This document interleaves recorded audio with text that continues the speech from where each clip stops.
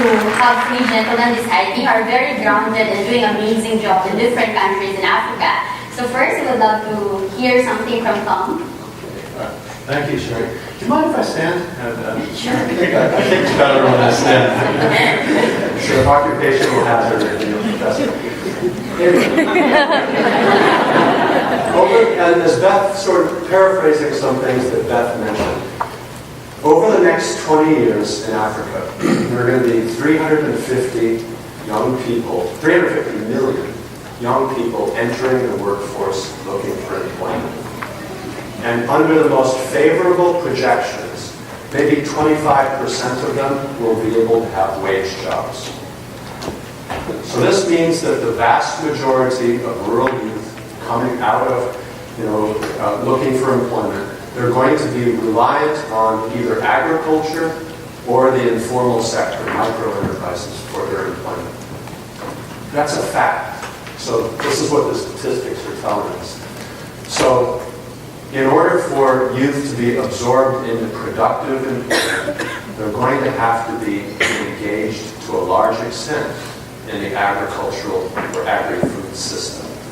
Okay? So that's not just farming, it's farming plus the whole agricultural value chain. I think Julie's had a session recently that kind of highlighted the importance of looking at agriculture, not just as farming, even though farming will be the most important employer of youth to come, but it will also be people involved in processing and retailing and foods away from home and so forth. I just came back from Ethiopia where I met somebody who's making a big business out of selling juice on the street side. So getting oranges and pressing fresh orange juice in front. So there's no problem for him to compete against these big companies selling chemicalized juices in boxes and so forth. So thriving business. So this is just an example of the kind of employment that youth are getting into in farming. So now the centrally important point I would like to make is that there's a two-pronged approach. There's one that focuses on developing skills, the skill set, and we heard this afternoon in the first session about the importance of inspiring people in soft skills, how to seek out opportunities, how to build confidence, especially for women, and all of those kind of skills, training and so forth. So that's one set of skills. The other component that governments especially need to work on in order for youth to absorb their way into a viable employment is through policies, through agricultural policies that expand the opportunities for not just youth, but for everybody to find money in the soil. So yes, there's money in the soil, but governments have a lot to influence how much money is in the soil by the opportunities that they provide. So the proven successes that give high payoffs to employment generation are things like governments investing in R&D, in extension systems, in infrastructure, in health, and education. All of those things help farmers be more profitable in their farming activities. And here's the real catch. Here's the most important thing, is this concept of multiplier effects. I don't know how many of you are familiar with this concept, multiplier effects. But this is what it is.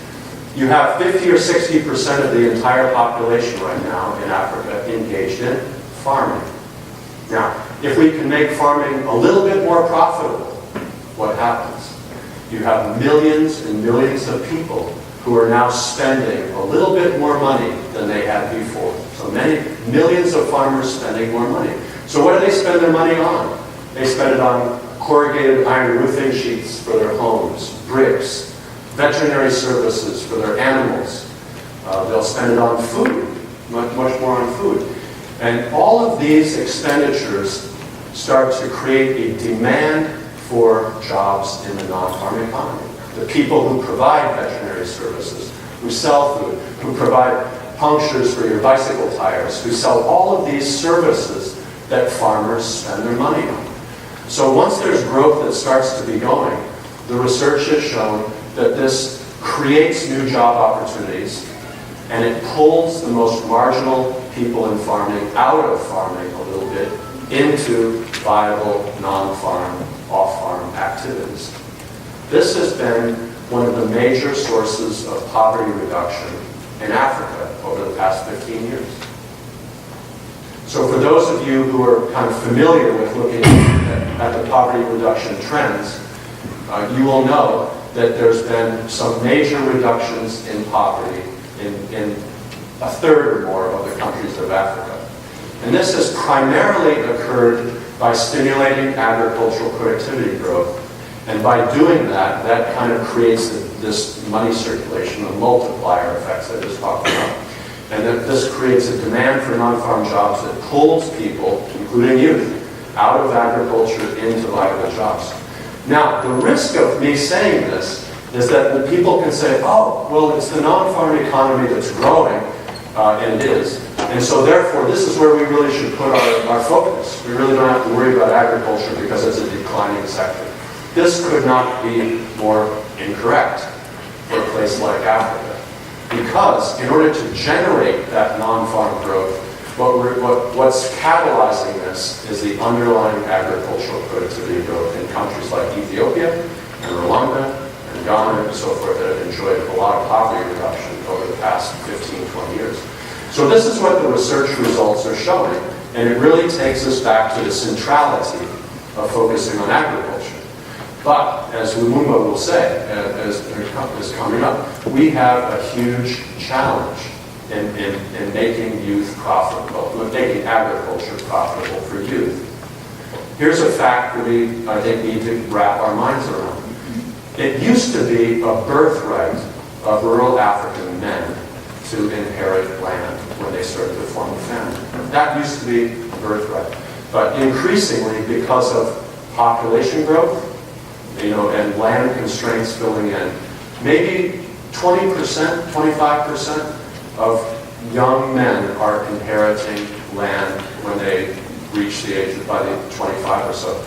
And women are maybe less than 2%, because there aren't very many natural lineal inheritance systems in Africa. So maybe 2% of young women inherit land, and it's maybe 20% now of men, anything more than a hectare. So, no wonder youth are streaming out of rural areas right now into urban areas looking for non-farm work. The opportunities for access to land are crucial now and becoming more and more acute as time goes on, as population rises. Remember Monica Das-Gupta in her presentation that she put on the board there, she showed that rapid increase in population in Africa. There's going to be 4 times more people living in Africa at the end of the century than there are today. So there's going to be huge, increasing pressures over looking for land, access to land. So that's our challenge, and I think that at this point I'd like to sit down and let Lumumba talk about all the challenges and how to overcome them associated